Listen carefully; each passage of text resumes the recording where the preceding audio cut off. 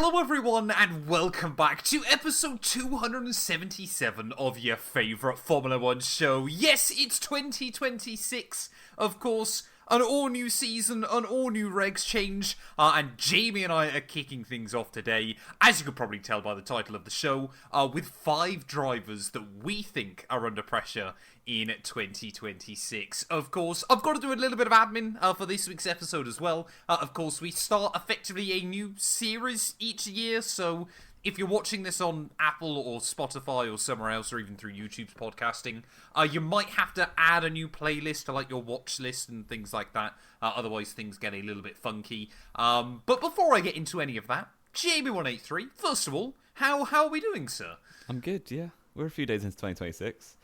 It's absolutely freezing where I am, like, to the point of... It's at absolute zero, is it? It's minus 270 odd. Yeah, minus 273 degrees Celsius. No, it's minus 5. Yeah, it's not the most fun to get out of bed in the morning at the moment with it being so cold, but we've made it. Slightly late, as usual, as Matt will be able to tell you. But we're here to talk about the 2026 season. And we're not that far away now. Car reveals are like 2 weeks away, or livery reveals at least, are 2 weeks away. So. Yeah, don't let me get on. I mean, I did a rant pre-show with Jamie about just how dumb car reveals are nowadays. With all this private test and then obviously pre-season testing and teams that only do livery reveals and things like that. It's so stupid. So over the next few weeks, we probably are going to play a bit fast and loose because ultimately, no one really knows when stuff's actually going to get released, when we're actually going to see things. Audi, for example, are apparently doing a private test before the private test at Barcelona, so there might end up being leaks from that. But on the other side of things, apparently Aston Martin aren't going to release a car until after the private test, so how they're going to do a private test without a car, nobody really knows. It's so stupid and dumb, but welcome to modern day Formula 1. Honda are doing an engine reveal, which I'm excited for. Yeah, how does that work? They're just going to show off a new engine. They'll just be like a black box that you don't see inside, and they'll just turn the engine on, and then you can listen to it, and that'll be it. Wow, it's going to be great fun. I mean, even now, McLaren and Williams still haven't confirmed anything, so I can't wait for Williams to show up. McLaren are probably still partying, to be honest. With a car. Probably. They know they know it's going to be their last championship for probably the next 5 years or so. I can't wait for me to eat my words now. Yeah. After I've said that. But I mean, Jamie, did you get up to anything exciting over the new year? I was up playing a board game until about 4 in the morning. What board game are you playing till 4 in the morning? Have you ever played Perudo before? It's not really a board game, to be honest. Is that like Peruvian Cluedo? No, it's like you've got dice in a cup, and everyone's got 5 dice, and you only know what's in your cup, and you shake it about, and then you slam it on the table, and you've got to guess how many like 5s there are, for instance, across the whole board, but you only know what you've got. So, and you were playing this game until 4 a.m. It's a great game. I'm going to have to take your word for it. Yeah, I also accidentally committed credit card fraud because someone's card is on my Uber account, and I paid for an Uber home, and I don't know whose it was, and I can't find out. So, in the comments, if anyone... credit card? I don't know. I've checked with all the people it could be as well. It's weird. So, hey? Yeah, I accidentally... That was my first task of 2026, was commit a crime. So there we go. Ollie Behrman and Kimi Antonelli did it once when they were at Prema. So if it's good enough for them, it's good enough for me. Fair enough. Yeah, but you're far more likely to go to prison. I can't wait to do this whilst you're in a cell somewhere. Yeah, new venue. Yeah. That'd be probably actually not your worst venue to host probably one of these not, podcasts from, to be fair. But I did it in Wales once, so... Yeah, there you go. Much worse than prison. I mean, yeah, like we said, we've got loads of podcasts coming. We've got loads of ideas coming for 2026, haven't we, Jamie? Obviously, from now on, a bit more, I'm going to try and make sure I cross-collab post these on YouTube between kind of either mine or both Jamie and I's main channels, and obviously the podcast channels. So if you aren't already subscribed to Knowing Wheel, please make sure you do so on YouTube. Maybe we could get to 2.5k this year, Jamie. Perhaps that's a good goal. High bar. I like it. I know. I'm going to go for a big push throughout 2026 with the show as well. But, I mean, we've got, like we said, 5 drivers, although I'm actually going to have to do that in air quotes, because I guess we'll start with the first one then, which immediately we're breaking our rules, and it's not 5 drivers, it's actually 6. We're going to kickstart things, Jamie, with the Cadillac lineup. Bottas and Perez. Now, Sergio's been making some waves recently, literally in the last couple of days, because he's claimed that had Red Bull not favoured Max, he would have beaten him to a world championship. He's going to have to beat Bottas now, isn't he? I know. It's big words for someone about to go up against Valtteri Bottas in 2026. Yeah, I can see why Perez did the interview, because it causes a bit of a stir. He's back on the grid. Also, Red Bull was completely mismanaged at the time, so there is a point that he's got, but I don't believe he would have been anywhere near Max Verstappen over the course of the season in 2024. Not that it really matters. Oh, no, sorry, 2020. We were on like 2022, or at least he was. 3 or 2, yeah. Whichever season he was against Max, he was never going to beat him. So, yeah, I don't really want to talk about Sergio Perez, to be honest, because I think he's a bit attention-seeking. And he should have done Nico Rosberg. And what Rosberg does with Lewis Hamilton is basically just claim that Hamilton's the greatest of all time, because beating him makes him look better. Exactly. Yeah, fair enough. I thought you were going to say retire when he wins a championship. I was like, when's that opportunity going to come? Perez won't be capable of that, unfortunately, unless Cadillac really pull up a few trees. But yeah, well, Cadillac are trying to downplay themselves, aren't they? They're saying we're probably going to be right at the very back. We're not going to be able to do anything this year. I mean, that wouldn't surprise me at all, because the Ferrari engine's supposedly meant to be quite bad, which is obviously what they've got. And they've got 2 drivers who are both stopgaps. Is that fair to say? They're both in their mid-30s. I think that's harsh. I think they've probably got arguably out of free agents, unless you risk it with like a young junior or something. Arguably the best lineup they could. Yeah, well, I can see exactly why they've gone for who they've gone for. Yeah, because they're a new team, they need experience. It makes a lot of sense, but it screams truly Kovalainen in 2010 for Lotus. Yes, yeah. Where neither of them were wanted anywhere else. So why not go to a new team? And the reason we've got them on this list, Bottas and Perez, are our first pair of drivers. And we're not saying they're both under pressure, but the rationale is who is likely to lose their seat out of the current grid by the end of the season? And the answer is one of these two, whichever one does worse. Could. And I think a lot of it depends on how Colton Herta does in F2. But completely. Yeah, I think for me, I think Bottas will win out on this, and that's not just because Sergio Perez has annoyed me in the last week. Because I think Bottas was operating at a pretty good level against Joe and just got very unlucky at Sauber in the last season. I think there'd been a little bit of loss of motivation as well, wasn't it? Yeah. But then equally, Perez looks a lot better now in the hindsight of Lawson and Tsunoda having a go at that Red Bull, doesn't he? So yeah. I think the thing is they've both got good potential to be able to extract, as we've kind of said before, extract 99% out of a car, whereas like a Hamilton or a Verstappen can extract 110%. Well, I know it's not knowing maths, but you know the point I'm trying to make. They can extract a huge amount out of machinery, and obviously both of them have, I guess Perez probably more than Bottas has showcased in his career, obviously with different teams and different cars, because obviously Bottas has only raced for 3 teams at this point in the sport, which is kind of mad to think about. Yeah. But they've both proven, obviously, throughout different regs and things like that they can deliver. Yeah. And they've got different strengths as well, so it'd be interesting to see how it plays out, because I think Bottas is going to win the qualifying battle. I think Perez will do better in the races, but it's whether the qualifying mattered an awful lot in 2025, so it's whether the race can then make up for that from Perez's point of view. Yeah, I personally think Bottas will win out, but then equally, I think Perez is more likely to be on the grid in 2027, if you get what I mean. So if Perez wins the battle, I think Bottas will go. If Bottas wins the battle, I think they'll keep both of them. Fair enough. Interesting. Very interesting. And like we said, I guess it kind of depends on what Colton Herta does in F2, which anybody that watches F2, I would still love to bring back an F2 show on the podcast. It would just be me ranting about Mechachrome for 20 minutes a week. But a big part of it ultimately is that we need, Herta could end up with a terrible Mechachrome engine, which, to be fair, from a political standpoint, would not shock me if the FIA tried to do something cheeky with it to kind of, No, it's not a IndyCar conspiracy. bad, It's not F1 a good. conspiracy. I feel like Not F2 yet, conspiracy not yet. theories are overblown, but there we go. We'll chat about that another day. The fact that we can run so rampant with F2 conspiracy theories shows you how big of a problem it is in the first place, though.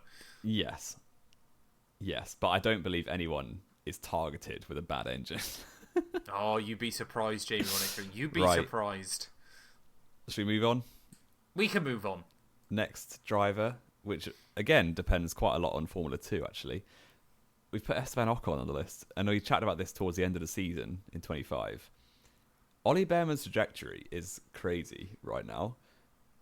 And Brit Ferrari. Ocon, exactly, Brit Ferrari could be on his way to Ferrari for real in 27. But obviously this isn't about that. This is about Esteban Ocon. Because Ferrari have another junior driver who I think is really good. You think is a massive fraud, apparently. I forgot his name. Rafael Camara, that's his name. There you go. And he's 20. He dominated F3 against other 20-year-olds /19/18. Who else is 20 in Formula 3 lads? Mary The thing Boyer is, I is don't 21. I don't think Rafael Camara's a bad driver by any. I want to make that very clear to begin with. You don't take that many poles in F3 by being bad. My point is, of course, that a bit like Victor Martins, just a bit too old to be in the series you're in. I completely Which I disagree. understand is completely difficult disagree. when you haven't got the money, but still. So, the F2 grid this season is not that strong, looking at like who we expect to be right up there. Yeah, Camara could be right up there, realistically. Camara, yes. Camara. I wouldn't be surprised if he's in the top 3 or 4 in the championship. He may even go and win it, for all we know. If he's won F3 at 20 and won F2 at 21, that puts him in the same bracket as Oscar Piastri, because Piastri made his debut at 22 in F1 in 2023. That's right. Camara could easily be on the grid at Haas next year, and that would be incredible for him because he's a young driver. We don't see, like, Hamilton made his debut at 23, Piastri made it at 22. Just because the likes of Verstappen, Behrman, Antonelli are making their debut so young, I think we've lost perspective on being a 21-year-old driver is extremely young still. So would you argue then that Leo Fornaroli should be in F1? How old is he? Because he has just turned 21. Well, I think he could be, but the problem with Fornaroli is, like I said before, he's got the consistency, but not necessarily all out pace. Whereas I think Kamara's the other way around, or he's just got both because Kamara can stick it on pole every week. So, yeah, I think Fornaroli could be on the grid, and you wouldn't be saying he's too old. No, but he won it at 20. Yeah, which is 6 months younger, than Kamara. It's really not that deep. So, yeah. Anyway, this isn't about, it is about Kamara a bit, but it's more about Esteban Ocon because yeah, we completely lost topic there, didn't we? Yes. Yeah, he's on Fraud Watch this year. He's definitely on Fraud Watch this year because I think a lot of people were kind of... I think even we said it at the start of the year. It was like, Behrman will take a while to get into it, but then he could be a real problem for Ocon by the end of the season. Yeah. And of course, he just struggled a little bit early on and obviously became a real problem for Ocon by the end of the season. But on quite a few occasions was thoroughly outclassing Ocon. Now, part of that was down to some upgrades that Haas made as well. Kind of favoured him a bit more over Esteban. But really, I think people kind of remember Abu Dhabi where Ocon did quite well in the end and kind of forgot about the fact that Behrman, pretty much from the summer break onwards, had him at arm's length more often than not. Yeah, he did. And Behrman did finish ahead in the championship, didn't he? He certainly did. And he got more qualifying head-to-head. He won the quali head-to-head as well. He did. He basically won in every single metric, including he somehow beat Ocon in penalty points, which is pretty good going, actually. True. Behrman did just go rampant at one point and just pick up like 8 in 2 weekends. So he's just going to crash into people, to make me feel better. Esteban Ocon needs to at least match Behrman, I think. And I think Behrman's probably off to Ferrari anyway, but we'll get onto that. It's 27, but if Ocon loses to Behrman considerably, they could have an all-new lineup very easily in 2027 at Haas. But this is the thing with Haas, though, isn't it? It's where normally midfield, and generally French, mainly because of one guy, midfield drivers go to retire. It's a just safe- what happens, isn't it? It's like the retirement home. Yeah, only Hulkenberg It's- has made it out yeah. of Haas and driven anywhere That's else. still staggering, isn't it? That Hulkenberg is the only driver to drive for Haas and then still have an F1 career afterwards. Yes. And really, I guess- that was meant to be his final swan song originally, wasn't it? Kind of, yeah. I do think Behrman will buck that trend and probably drive an F1 after he drives for Haas, but I that's not hope happened so. yet. Yeah, I think the thing is that Ocon, we chatted about it a little bit towards the end of the season. Since he came back from his little sabbatical in 2019, he's lost to Daniel Ricciardo. He's matched-ish Fernando Alonso. He beat Fernando Alonso, say it as it is. But he didn't beat him both seasons, did he? He beat him one of them. And he did beat one of them, yeah. He's lost to Gasly, and now he's lost to Behrman. And, other than... I would argue the benchmark is getting worse over that time in terms of Ricciardo, Alonso, Gasly, Behrman. Each time, the You're driver saying quality... Ricciardo's better than Alonso. I think 2020 that is a big statement. 2020 Ricciardo is better than 2022 Alonso, yes. Fair enough, yeah. And I think Ocon just needs to beat somebody, because he hasn't for quite a while now. That sounds quite bad out of context, Jamie, but I'm with you. Ocon needs to beat somebody. He does. Yeah, he I does. mean, it's that bizarre thing, isn't it, of Ocon kind of... He's not a bad driver by any stretch of the imagination, but he's still just quite unlikable, which always then, I think, means people are more likely to kind of swing against him. I don't get why he's unlikable, really, but he is. Oh, he just is, though, isn't he? He's just a bit slimy, a bit kind of... He's the kind of guy that you have an incident with your teammate, and you get called in by the team principal, and they go, right, don't do that again. And then the other guy, they go, right, okay, they shake hands, they agree, and the other guy leaves, and he goes, oh, actually, can I just quickly speak to you still? Yeah. And then just, says 14 different things about what you did in the lunch cafeteria. I don't know, the lunch... Sounds like you're just trauma dumping right now, to be honest. But I don't know. I've got no trauma to dump as such. I just don't know where I'm going with my metaphor anymore. But you know what I mean. You know what I mean, Jamie. Please tell me you know what I mean. I kind of know what you mean. Yeah, he does all the politics very well. The kind of thing Jamie would do back at secondary school. Really, I was just that wasn't if me. you got told Actually, off and something wasn't his fault. I used to try and work my way out of it He openly completely. admitted it. No, yeah. If I ever got in trouble, or our group of friends got in trouble, I would just peel off and start. What were talking. your group of friends getting in trouble for? Hitting each other with Bibles? Wow. No, I was the only one. Yeah. We'll get on to... We'll do stories with J183 at some other time, I'm sure. But yes, I was definitely a word in the ear kind of guy to try and get out of trouble. Oh, you're so... man. Good heavens. Yes. We could be seeing a Kamara / somebody else lineup at Haas, though. I think Ocon probably will be on the grid in 27, based on the fact that Haas don't like to change both drivers, because it didn't go well for them in 2021. So... No. Yeah, but it did go well for them in 2023. I guess it kind of depends, like I said, about another driver that we'll talk about in a minute, doesn't it? Yes, it does. So let's be fair, everybody knows where we're going with this pretty soon. Yes. Do we want to just talk about that driver right now, Jamie? Yeah, go for it. I'll leave it for you because you're the fanboy. So yeah, I think this is the bizarre thing with Lewis. Obviously, it's Lewis Hamilton for anybody still in the dark. The bizarre thing is this could either be Hamilton's last season or a huge resurgence, couldn't it? Now we're ditching these ground effect cars. In theory, the new regs, the new floors should steer back into Hamilton's wheelhouse a bit more, in theory. But he's at Ferrari still. And it's so difficult to kind of... But the thing is, on the other hand as well, if Hamilton wanted to stay in the sport as well after Ferrari, if Ferrari don't want him at the end of this year, he very easily could. Yeah, a 7-time world champion would not struggle to find anywhere on the grid if they wanted to. No, exactly. He could, if he really wanted to pull a Fernando go back to Alonso McLaren for a Swanson. Well, he wouldn't be able to go to McLaren realistically, would he? It depends if Lando and Oscar fall out more. Even if they did, McLaren are not picking up a 41-year-old driver. Do a straight swap with Oscar.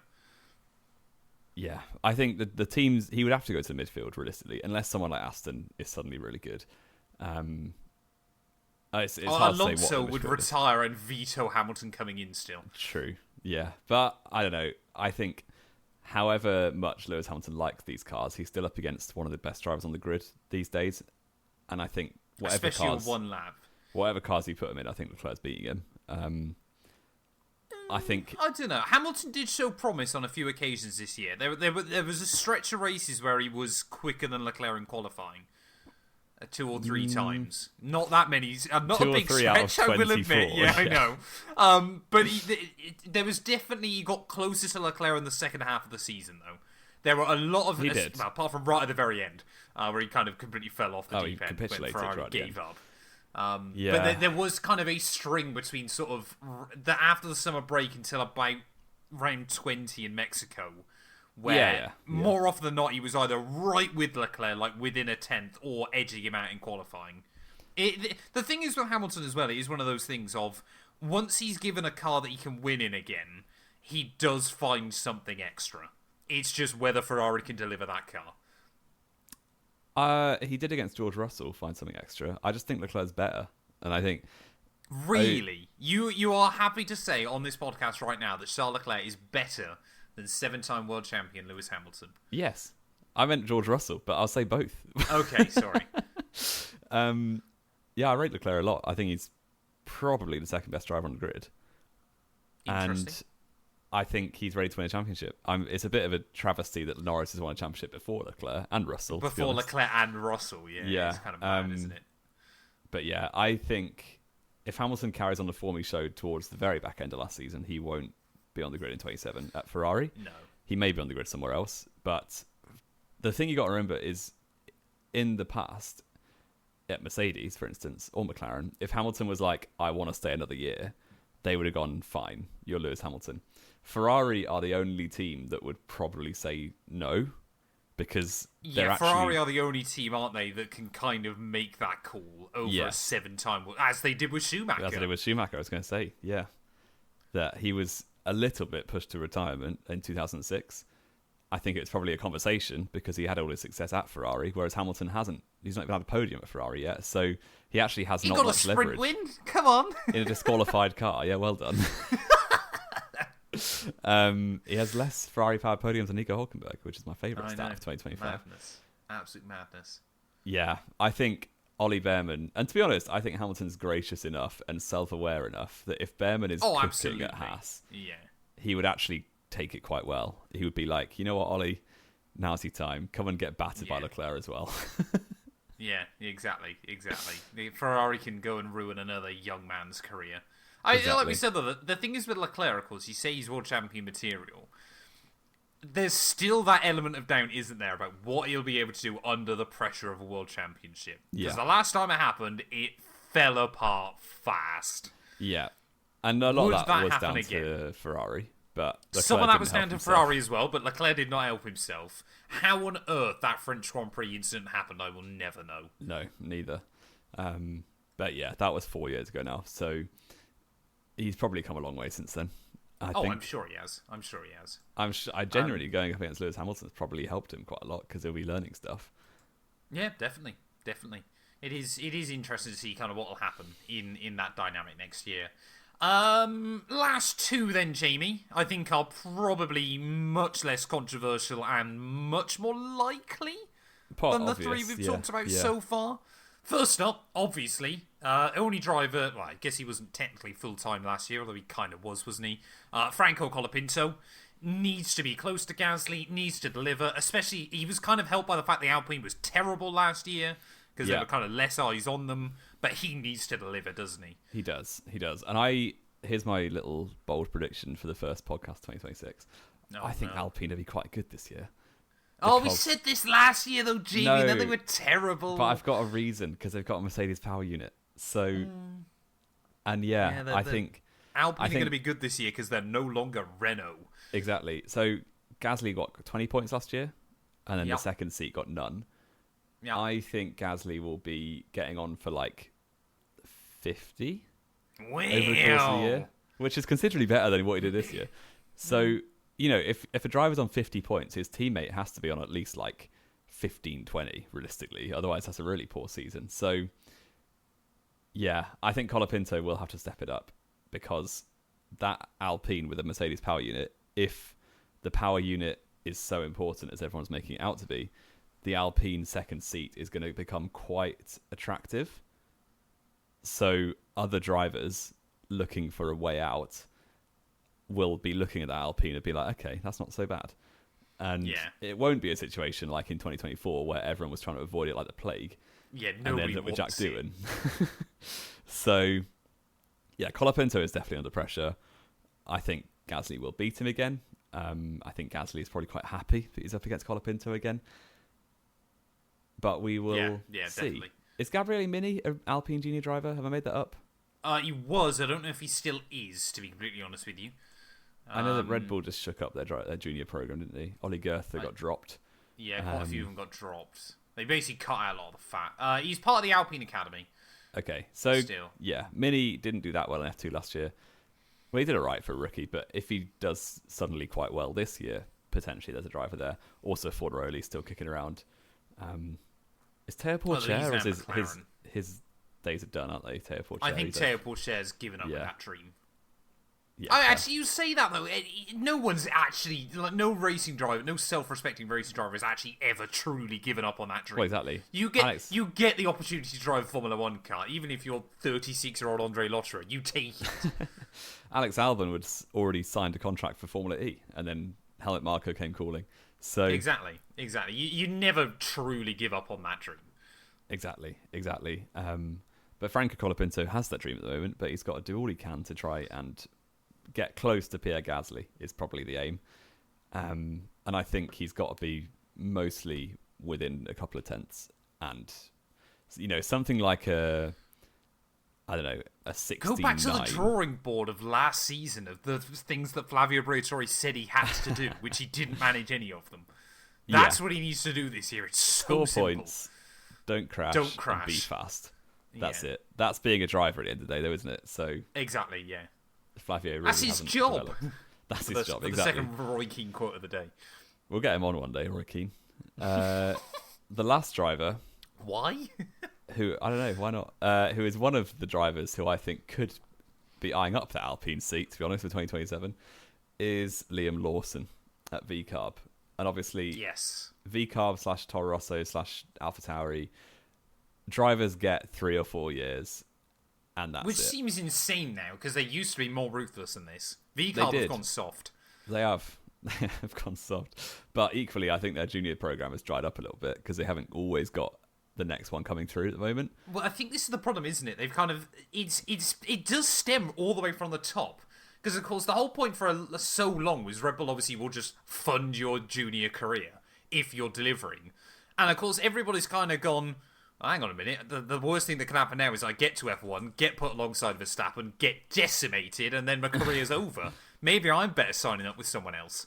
Yeah, possibly. But then when Verstappen leaves Red Bull, which could be the next 2 or 3 years. Couple of years, yeah.